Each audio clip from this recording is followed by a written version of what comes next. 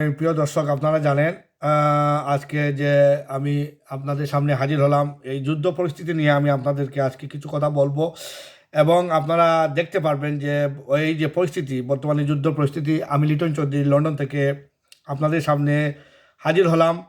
যুদ্ধর পরিস্থিতি ব্যাখ্যা করব আজকে। বিসমিল্লাহির রহমানির রহিম। প্রিয় দর্শক, আপনারা জানেন ইরান আবারও একের পর এক ক্ষেপণাস্ত্র হামলা চালিয়ে যাচ্ছে ইসরায়েলের দিকে। দক্ষিণাঞ্চলের মরুভূমি হাইফা বন্দর এলাকা এবং গুরুত্বপূর্ণ সামরিক কেন্দ্রগুলো এখন সরাসরি লক্ষ্যবস্তু। হঠাৎ সাইরেন বেজে ওঠা, আকাশী বিস্ফোরণের শব্দ ইসরায়েলের এখন দৈনন্দিন ব্যাপার। প্রতিরক্ষা বাহিনী জানিয়েছে ইসরায়েলের কিছু ক্ষেপণাস্ত্র মাঝপথে ধ্বংস করা গেলেও সবগুলো আটকানো সম্ভব হচ্ছে না। সবচেয়ে উদ্বেগজনক বিষয় হলো ইসরায়েলের প্রতিরক্ষা ব্যবস্থা ধীরে ধীরে চাপে পড়েছে। প্রতিবেদন অনুযায়ী ক্ষেপণাস্ত্র প্রতিহত করার জন্য ব্যবহৃত অস্ত্রের মজুদ দ্রুত ফুরিয়ে আসছে। একই সঙ্গে যুক্তরাষ্ট্র একই সমস্যার মুখে পড়েছে। এই পরিস্থিতি অব্যাহত থাকলে কয়েক সপ্তাহের মধ্যে বড় ধরনের প্রতিরক্ষা সংকট তৈরি হতে পারে বলে আশঙ্কা করছে। প্রিয় দর্শক, এই ইরানের কৌশলগত ইসরায়েলের গুরুত্বপূর্ণ অবকাঠামোকে লক্ষ্য করছে।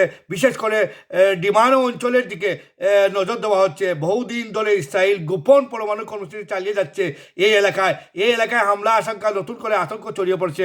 বিভিন্ন সূত্র থেকে জানা খবর এবং অ্যাথেন্টিক খবর হচ্ছে রাডারের এবং বিমান ঘাঁটির সফল হামলা পরিচালনা করেছে ইরান। এমনকি তারা যুদ্ধ বিমান এবং চালকবিহীন বিমান ভূপাতিত করেছে ইরান। যদিও এসব অনেকটা স্বাধীনভাবে যাচাই করা যায়নি, তবুও এগুলোর পরিস্থিতি এবং জটিল করে তুলেছে। যুদ্ধের আরেকটি গুরুত্বপূর্ণ হলো রাডার ব্যবস্থা, সেটা ইরান ধ্বংস করে দিয়েছে।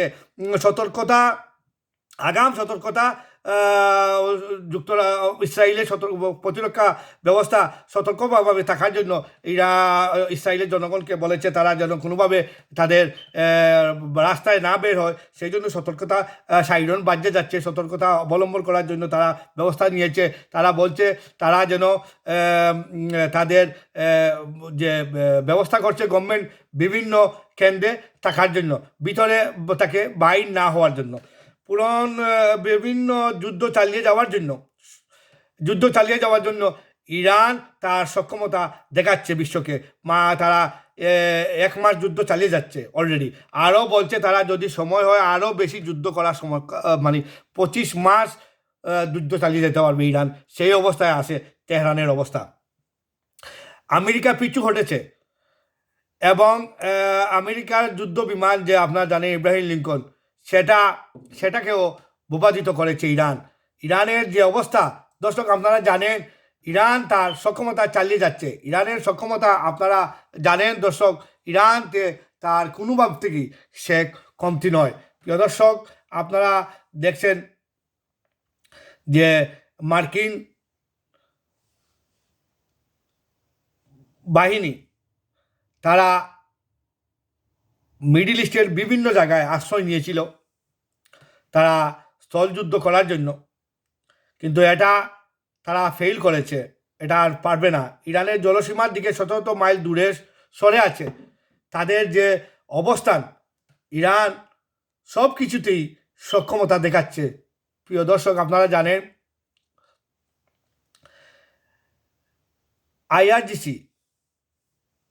ইরানের বিপ্লবী গার্ড, তারা অলরেডি বলেছে আমরা যুদ্ধ চালিয়ে যাব।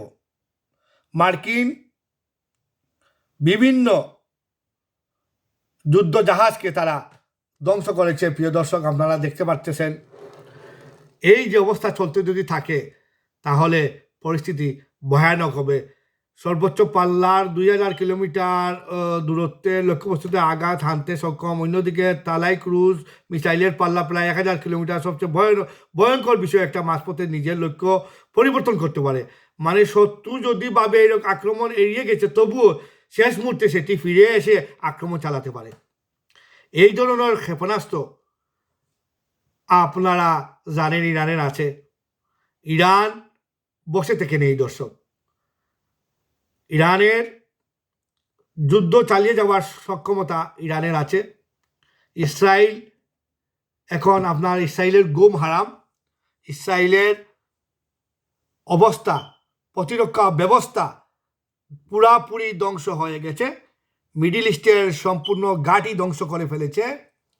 এখন ইরান বলছে ইসরায়েলকে মাটির সাথে মিশিয়ে দিবে। প্রিয় দর্শক, আপনারা জানেন, আপনারা জেনে খুশি হবেন, আমরা আনন্দের সাথে বলতেছি যে ইসরায়েল যে তারা যে আপনার অবস্থান, তারা যে পৃথিবীর শক্তিধর দেশ হিসাবে প্রতিষ্ঠিত হওয়ার জন্য মিডিল ইস্টকে ধ্বংস করে, তারা ইসরায়েল এই মিডিল ইস্টের মধ্যে সবচেয়ে নম্বর 1 দেশ হওয়ার জন্য, শক্তিশালী দেশ হওয়ার জন্য যে চূড়ান্ত ফয়সলা করতেছিল ইরানকে চুরমার করে দিয়ে, সেই ফয়সলা তারা কোনোভাবেই, দেখুন ভারত মহাসাগরীয় যুক্তরাষ্ট্রের বিভিন্ন আপনার যুদ্ধজাহাজ নামিয়েছে বা চাচ্ছে হরমুজ দখল করার জন্য, কিন্তু এটা সম্ভব নয়।